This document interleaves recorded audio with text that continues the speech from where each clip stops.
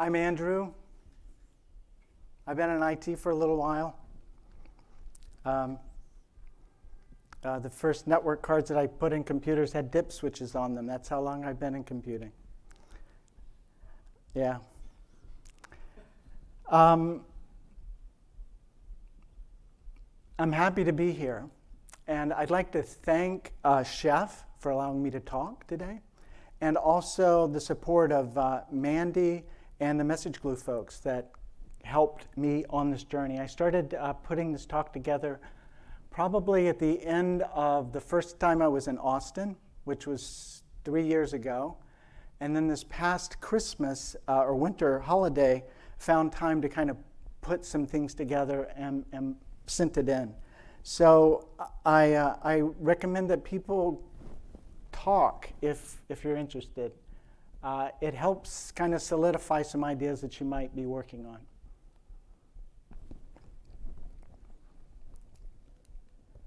So before we begin, and I have to say I do walk back and forth, so it can be distracting a little bit. But I need you to understand what I mean by pickup sticks first, so that we don't get too lost. This is the idea of moving your house of residence from one place to the other, and most people might know that. It's not the game of pickup sticks where you dump, it's also called other names, where you dump them on a pile and you pick them up. You lose your turn if while picking up a stick, other sticks move, and the object of the game is to pick up the most sticks. And it's not the other pickup sticks where sometimes you can be in an IT group and someone says, look, we're going to change what we're doing, and someone looks around for a stick to pick up to start hitting people. It's not that kind of pickup sticks either. It's the first one.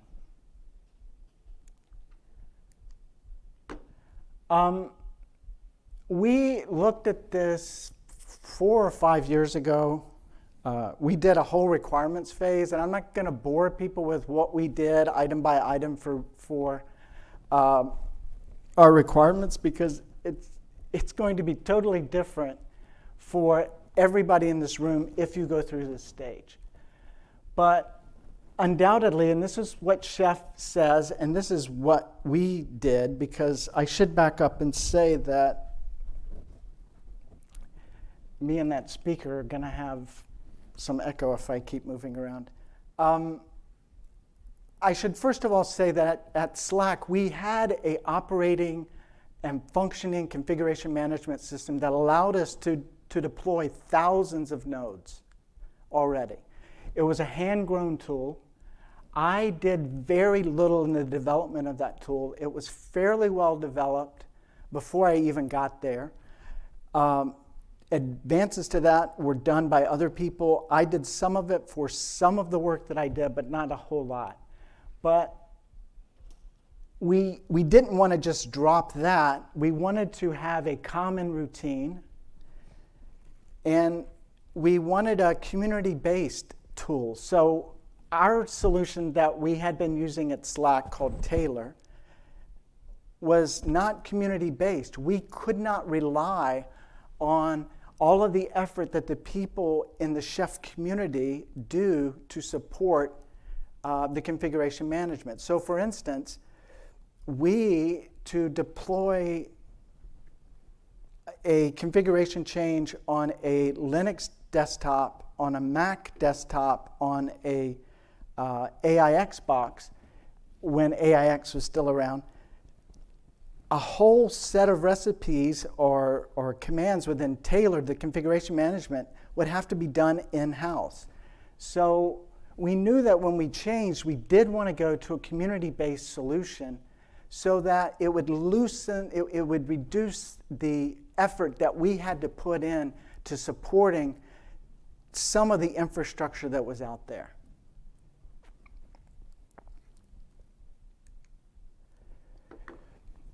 We also wanted to adapt, so we were changing our routine, and I'll talk about this a little bit more as I go through the slides. But we also wanted to better support our local community.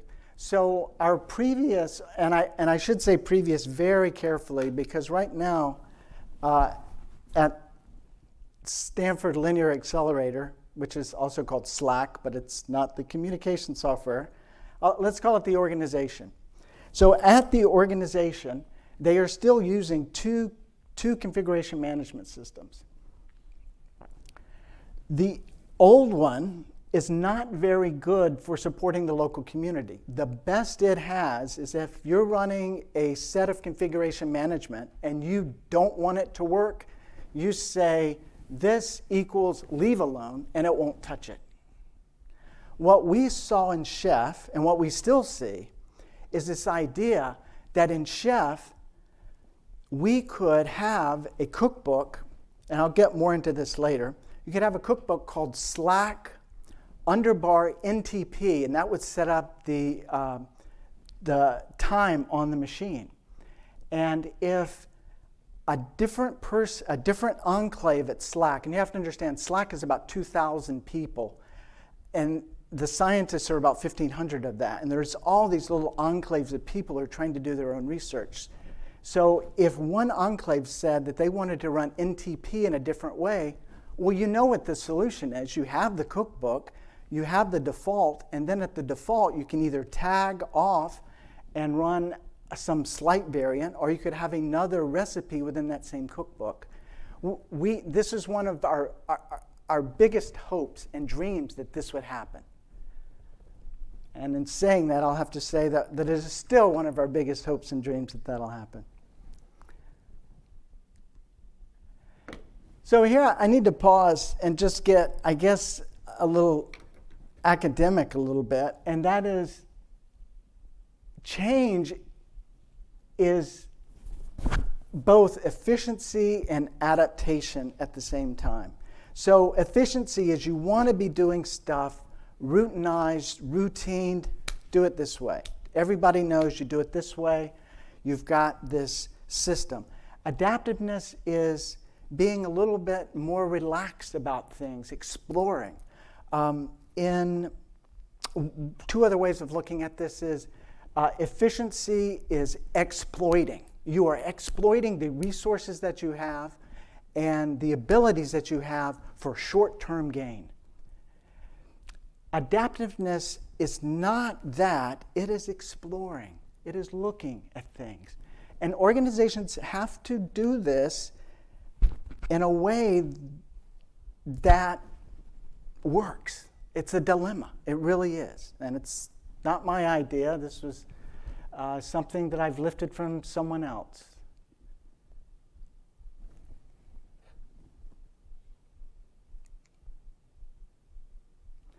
So this slide, I need to mention that all of this, and I shouldn't have to say this, of course, because this is Chef, the Chef community, but it all revolves for me around people, automation, and coherency, how you get these things to kind of work together. And I'm going to slide at times into this idea that automation is also documentation. There was a recent article in 2018 noted here by this author. This is the person who also wrote Time Management for System Admins, a great book.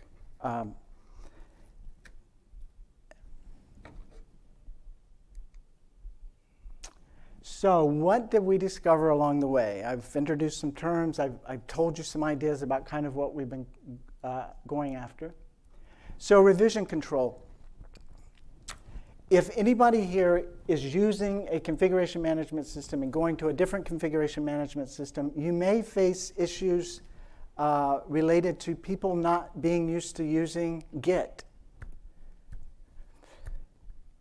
Furthermore, even if the other thing is that they may be used to doing things another way. So they have routinized, they have become used to doing their work one particular way, and you're coming in and saying, no, you don't do it that way anymore, you have to do it this way. And that can be very offsetting and upsetting to a lot of people. And especially in an environment and an organization where you know, you've got a drumbeat. Things have to happen. Things have to happen. The other thing for revision control, and I have to say this is something that we did, and I recommend this to other people, is, and we did this because of the need of a delivery. Actually, at that point, it was automate. But we used individual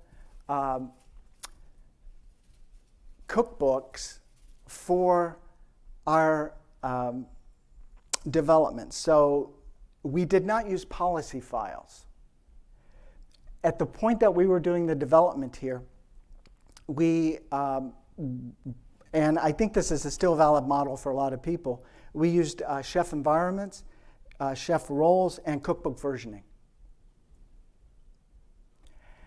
I recommend that if you do this, policy files might be a little bit different because it seems to be, and I don't know a lot about them, they seem to be a larger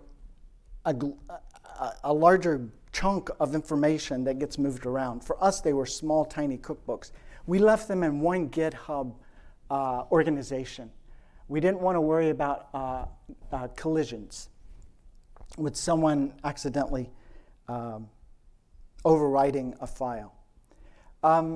The other thing I'd like to mention here is, it'll come along later. Let's proceed. The other thing I have to say for anyone doing these kinds of changes is that there will be other changes that are going on. In the time that we were there working on this, we had 1, 2 people out of a 10-person group leave. We had 1 manager get moved to another place. We had 1 new person come in. We had our group of 10 people divided into 2 groups of 5 people. We had 3 help desks. We had an original help desk, we had another help desk come in, we had the 3rd help desk come in. So there are going to be other things that are going on. I think all of us know you're not going to be working in an environment where this is the only thing that you're going to be working on. So realize that you're going to have some headwinds. I recommend you try to get as much management support behind you as possible so that you can keep some traction on the ground and keep moving. So saving data about a node, I told you that we had the organization has a configuration management in place, Taylor, a legacy configuration management. It has a way of saving data, and we had users there that said, well, look, I'm used to processing that data that way. I need to process it that way when we go to the new system. So for instance, I've told you that we have all of these enclaves of different science groups. One science group has 75 machines set up to do a physics experiment. They need to keep track on a yearly basis what equipment they have. They go through and run a report, and poof, at the end of that, they have this data set about what their enclave is about. So the issue here for us was an issue of cohesion, trying to maintain a sense of sameness as we move from one configuration management system to another, while the people that were using it could keep kind of using the tools that they wanted to use. Now this cuts both ways, because one of the reasons, and this sticks out, one of the reasons that we went with a new configuration management system was because we had, I know one person in general, who had to spend hours of his valuable time doing security reports, ad hoc, kind of out of the data that we were saving about nodes. So if I went back to the first slide, I'd have to say one of the great things about Chef and the stack that you can get from them is this idea that you can collect data about nodes and then with Inspect specifically report to the cyber group when they say, well, what about this and what about this? It doesn't end up necessarily having to be a totally ad hoc solution every time they need a request. And the organization, as part of a federal government science lab, of course, gets all of this stuff filtered down from it that says you have to report on this, you have to report on this. there's not a degree of freedom there. It has to be reported. Our relationship with our users, I had mentioned earlier that the configuration management system that the organization's using, the legacy one, had this idea of service equals leave alone. And that was created out of this sense where an enclave would say, I don't want you to run NTP. You are screwing it up for us, because the enclave would have their own real-time science experiments running over here, and they have their own need, or they would be over here. And there's one experiment at the organization which is collecting telescope data. And they don't want leap seconds. And we all want leap seconds because we have to keep time, right? They don't want leap seconds because that interferes with their results. So our relationship with our users was this idea that we wanted to be able to give them the flexibility that they need. The other thing that I've been trying to flesh out, or have been trying to flesh out with the organization, was this idea of creating a curtain through a wiki, a Confluence page, that would provide the users, let's say, a SLAC underbar sudoers file, or a SLAC underbar NTP file, the SSSD configuration on a node, putting up a Confluence page that lists a list of all of the known and unknown, all of the known issues with that cookbook, so that the help desk could refer to it. And maybe even put a ticket number in there so that they can then harvest it later and come back and say, we know this has been fixed.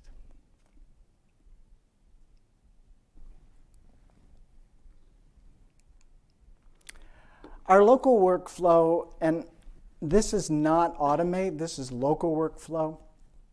Our local workflow was something I thought was necessary to try to reduce the amount of individual work that people had to do in moving to Chef. So this was a simple idea of being able to say, Ruby, run this ERB script template for this cookbook and show me all of the steps I need to do in starting up the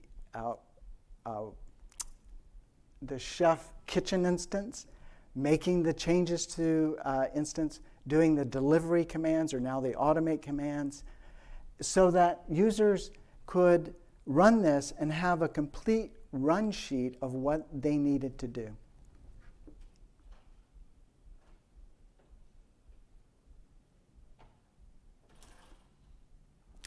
So in summary, I'd have to say that I wish that this had been a little bit more coherent, but it's an issue that is going to occur whenever there is a change. It shouldn't be avoided, but you need to make sure that you try to keep as much coherency as possible as you move from one configuration management system to another. Now, some of you may be in a world where you don't really have any configuration management system. And to that, I would say, actually, you're lying, because you all have some kind of configuration management system. It may be documentation that you're using. And it may be that you've moved into an era where there's you and this person and another person, and you all have this documentation, or you all have these other ways of doing stuff, which are fine. Remember, it's good to be adaptive. It's good to have skills that other people don't have. But what Chef does is allow you to be more coherent in the way that you roll out these changes, because it gives you this domain-specific language to code what needs to happen.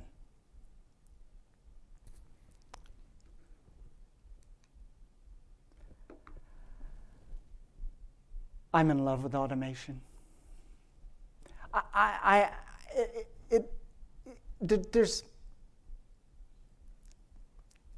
I mean, there's a feeling, and I think most of us here have this at times. It's just it's so nice to get something working and then know that you can make it work again by using either your documentation, the steps that you wrote out, or pushing a button, or telling somebody, run this script, or look at this documentation that I wrote. So it's a feel-good feeling. And it's not just that. It's also that feeling when it doesn't work. Because the automation is there to let you know how it works. And when it doesn't work,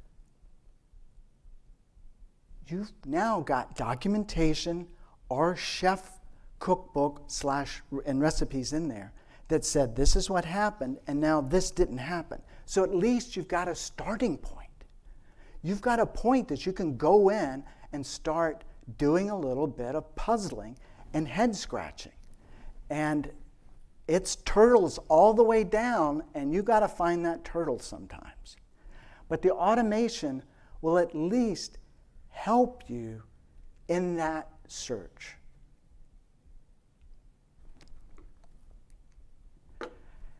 And if you don't know about that specific piece of the automation, and we don't all know it, at least there's other people in the organization that, because you're coherent together in using an application, a set of ideas like Chef, at least those other people can help you figure things out. And it's okay if it's just documentation that's written on, well, let me say this. Writing stuff on a piece of paper is fine, but it can get you into a world of trouble too. Because we went through a situation where we were trying to change NTP servers at the organization. And it worked for about 95% of the cases, except for those cases in enclaves where people had printed this out 10 years ago and slapped it against a wall, and they're sitting in their enclave, and they're looking at a piece of paper, and that's the NTP, the time server data that they're punching in. You can find this stuff, of course, through logs, but it's so much easier when you have the automation, the documentation that's out there, coded ideally, that people can use, that can reach these people. So you want your organization to work successfully together, and Chef can help you do that. Now, just because Chef can do that doesn't mean it will do that, because the people in that organization have to have the time and the inclination to do it. I think that's it. Thank you. Are there any questions? I have one. I have two. Oh, David, thank you. It's David, right? Damien, actually. Damien, I'm sorry. It could be David. No. Damien. Damien, okay. Yeah, no problem.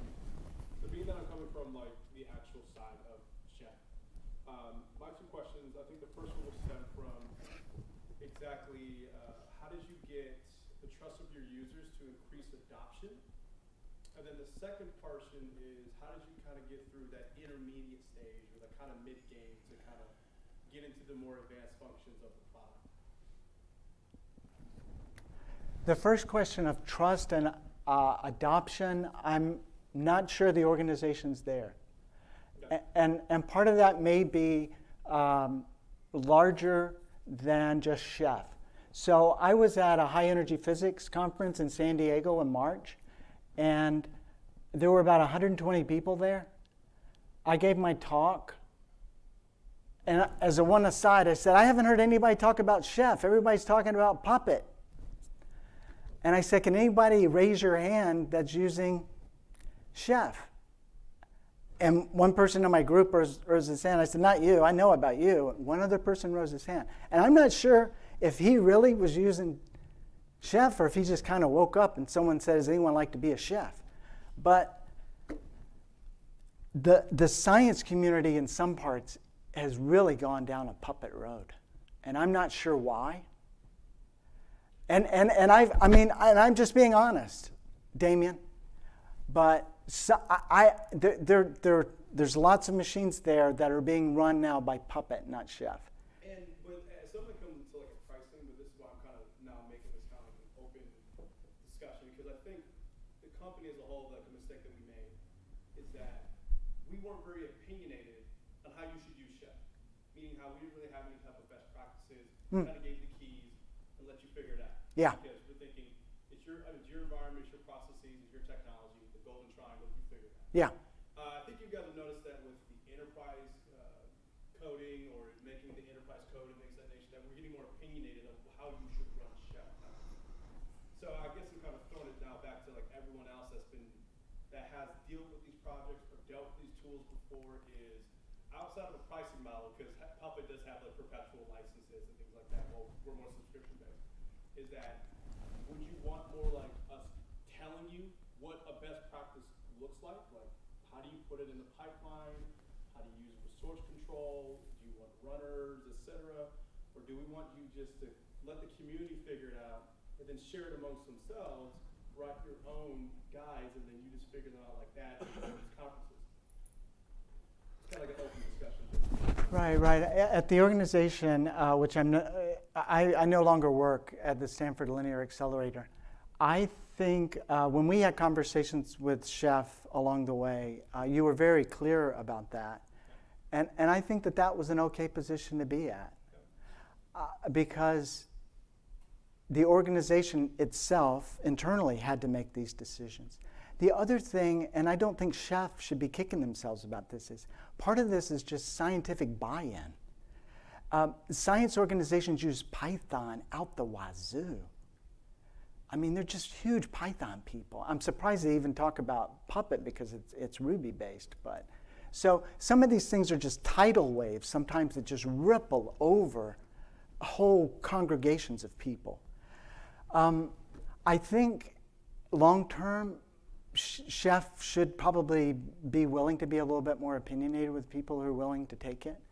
As long, I guess, as Chef says, management needs to realize that there are some things here that some time is going to be needed. You're going to need some cohesion. You're going to have people who are doing ops work the same way for 10 years.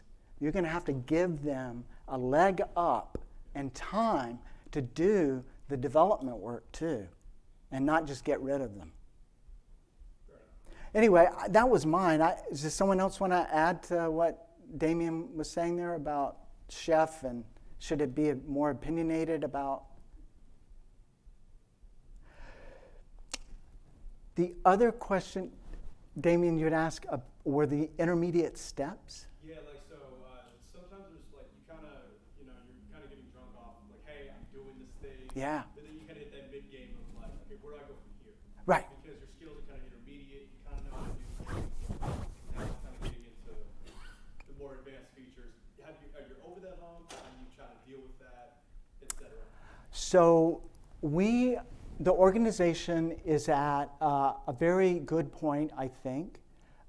They are using Chef Infra. There's been 2 or 3 years of good solid use of OS deployments with that. There is a history of doing automate, and there is a readiness now to start doing the inspect stuff. And that was only delayed because Automate 2.0 did not release a version that could work with the environments. The policy file dealings with Automate came out before the secondary part of dealing with environments, cookbooks, and roles, if that makes sense. Yeah, no. So I think that came out in February. And so the point at that was our Chef server needed to be upgraded to a particular version, and then we could upgrade to the Automate version. So I think they're on the cusp of being able to do some really great things. Yeah. It's at a point where it's going to start rolling out to the people who manage databases, people who manage web servers, Jupyter servers maybe. I mean, that was another thing that happened at the lab. You know, we had a huge Jupyter Lab installation. Jupyter Lab, nobody? Jupyter Lab's a big thing in the science community. It's a way of submitting and processing batch jobs. That went off in a totally different lane than Chef. So, well, I'm not, okay. Any other questions? I really appreciate being able to give this talk. I hope it's been useful. With some of the puzzled looks, I think it might have been, because, you know, when you have a conversation with someone, the best thing is that both of you start thinking about things that you hadn't thought about. So, thank you.